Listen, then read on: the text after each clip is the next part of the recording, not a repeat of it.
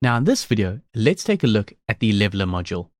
This is an advanced only module, and what it does is it allows you to add consistency to your audio, especially if there's big dynamic jumps with the waveform and the audio.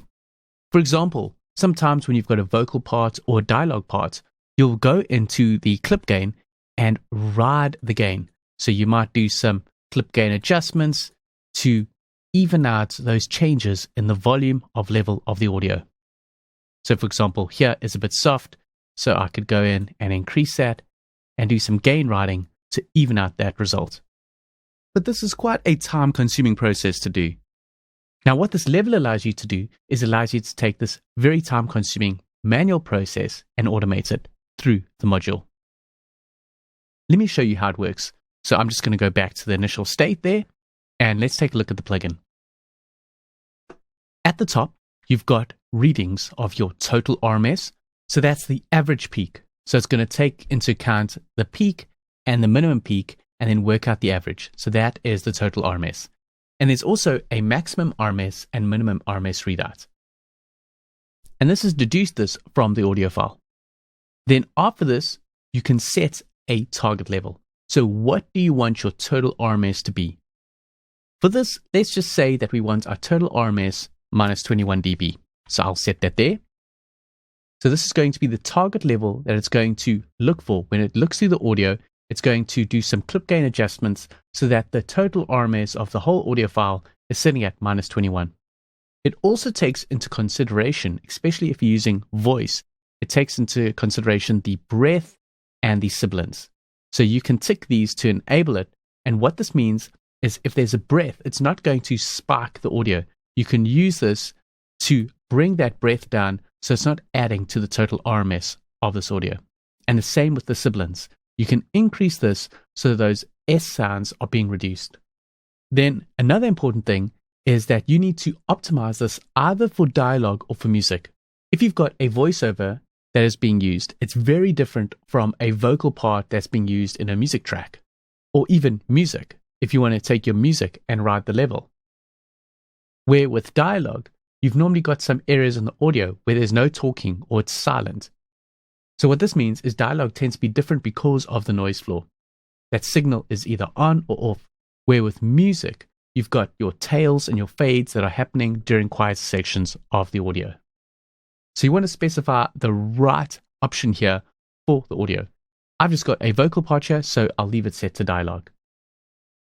If you choose the wrong one, it may create some pumping effects with the material once it's rendered out. Now let's talk about these two parameters here, responsiveness and preserve dynamics. Now basically, with responsiveness, when you increase this, it's going to smooth out the leveling and make it a bit more relaxed. If you set it lower, it's going to be more aggressive and focus on smaller things like syllables instead of a whole phrase. Then with preserve dynamics, this will limit the amount of the maximum gain that's applied. A lower preserve dynamic is going to be more dynamic.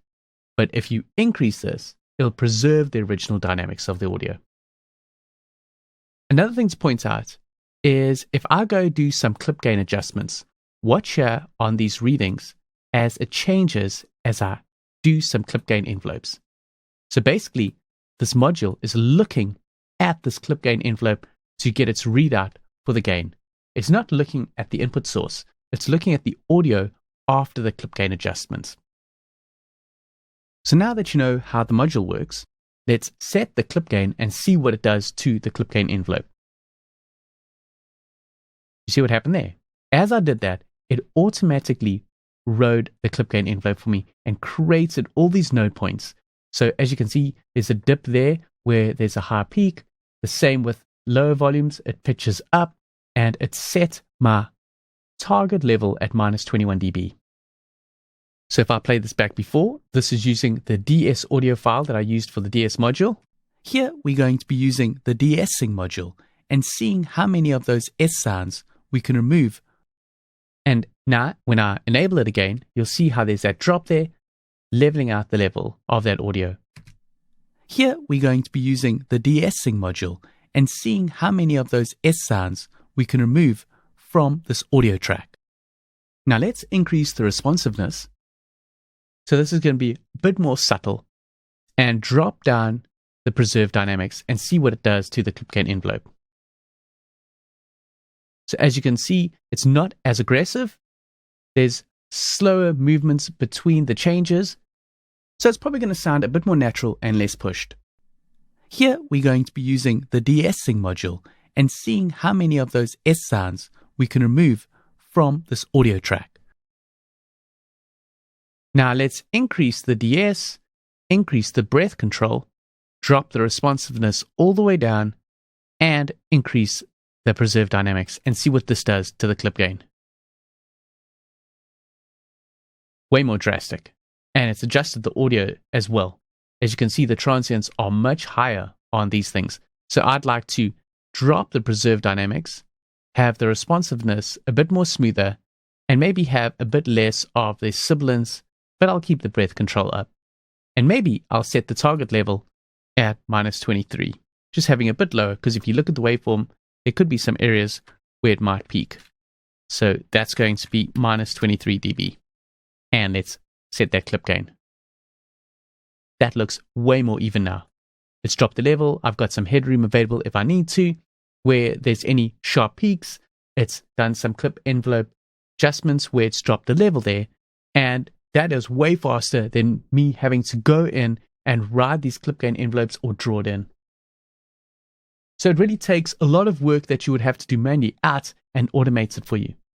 I can really see this being really handy when I'm doing a lot of voiceover work, and I just want to even out the level of all the voices so that I don't have to manually go in there and do so much work. So now that you know how the leveler works out, let's move over onto some other modules.